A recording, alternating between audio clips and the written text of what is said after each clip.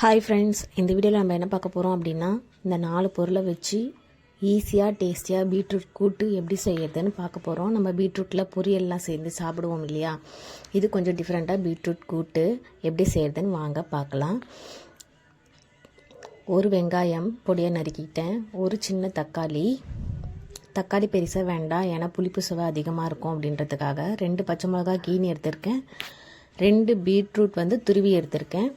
நான் ஒரு 100 துவரம்பருப்பு கழுவி எடுத்து வச்சுருக்கேன். இப்போது நம்ம கட் பண்ணி வச்ச எல்லாத்தையுமே அந்த பருப்போடு சேர்த்துக்கலாம். வெங்காயம், பச்சை மிளகா, தக்காளி, பீட்ரூட் எல்லாத்தையும் குக்கரில் சேர்த்தாச்சு. இப்போது இதெல்லாம் முழுகிற அளவுக்கு நம்ம தண்ணி சேர்க்க போகிறோம்.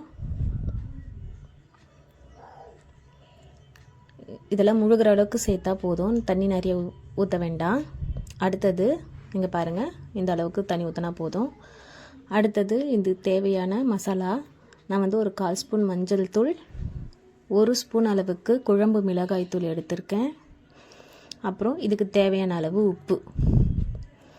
இது எல்லாத்தையும் சேர்த்து கலந்து விட்டுக்கலாம். கலந்துட்டு இப்போ குக்கரை மூடி ஒரு 3 விசில் விட்டு எடுத்துக்கலாம்.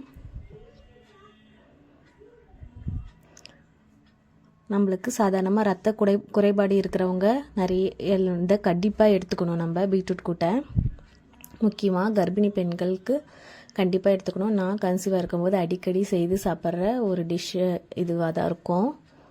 ஏன்னா ரத்தம் எனக்கு கொஞ்சம் கம்மியாக இருக்கும்போது நான் அடிக்கடி செஞ்சு சாப்பிடுவேன். நம்ம நான்வெஜ்ஜில் ரத்த பொரியல் எடுத்துப்போம், ஈரல் எடுத்துப்போம் இல்லையா, அதை மாதிரி வெஜிடேரியனில் இது ரொம்ப முக்கியம். 3 விசில் வந்துடுச்சு. ஸோ அதை தனியாக எடுத்து வச்சுட்டு இப்போ இதுக்கு தாளிப்பு கொடுத்துக்கலாம். வாணலில் ஒரு 2 ஸ்பூன் அளவுக்கு எண்ணெய் காஞ்சதும் கடுகு, ஜீரகம், பெருங்காயத்தூள், பூண்டு தோல் உரித்து தட்டி எடுத்து வச்சுருக்கேன், அதை எடுத்து போட்டுக்கலாம். ஒரு 10 பல் அளவுக்கு பூண்டு எடுத்துக்கலாம். ஒரு கொத்து கருவேப்பிலை, ஒரு 2 காஞ்ச மிளகாவை கிள்ளி அதில் சேர்த்து நல்லா வதக்கி விட்டுக்கலாம். வதக்கிட்டு ஸ்டவ் ஆஃப் பண்ணிடலாம். இப்போ அடுத்தது குக்கர் ப்ரெஷர் இறங்கினதுக்கு அப்புறமா நம்ம குக்கரை திறந்து நம்ம தாளித்து வச்சுருக்கோம் இல்லையா, அதை இந்த குக்கரில் சேர்த்துக்கலாம்.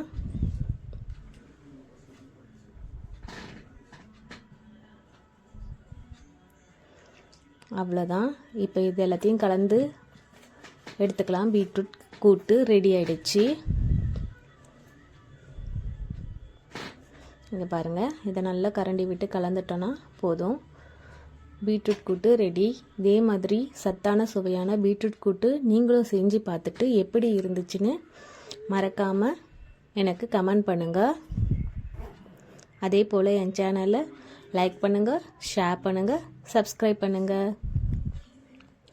சூப்பரான சுவையான பீட்ரூட் கூட்டு ரெடி. Bye friends.